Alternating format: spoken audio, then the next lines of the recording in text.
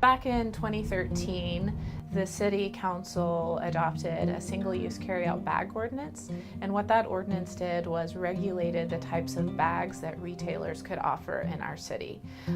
The intent of the ordinance was really to reduce the amount of plastic bags, plastic litter in our community. So before the ordinance, there were a lot of bags flying around. You could see them littered across the city, especially in waterways. Environment Texas, how can I help you?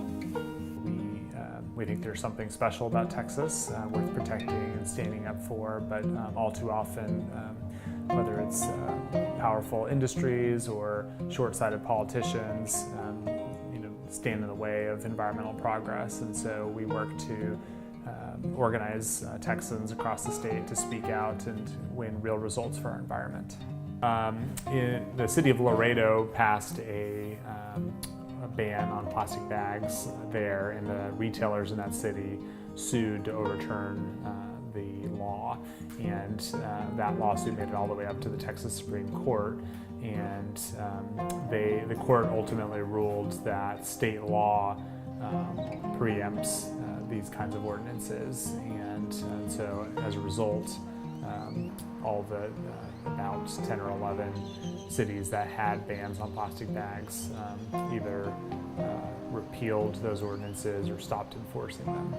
Yeah, I think the city government is encouraging businesses to still comply with the standard even if they're not required to, pointing out that this is an important value for Austinites to protect our environment, and that businesses that operate here really should reflect those community values.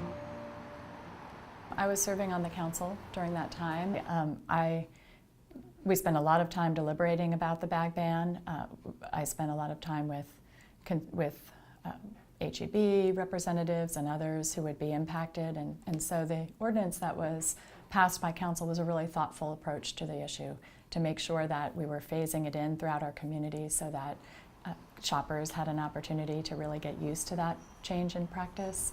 Austin Resource Recovery is a city utility, and we are the department responsible for some of the basic services like collecting trash and recycling at the curbside.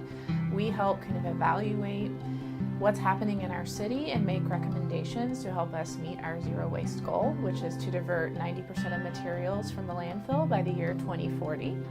So we as a city are trying to do everything we can to encourage our community to continue those good practices that they established when the ordinance was put into place, so that we can continue to try and eliminate plastic waste and just minimize our impact in general. We can say anecdotally that there was a noticeable difference in plastic bag litter across the community.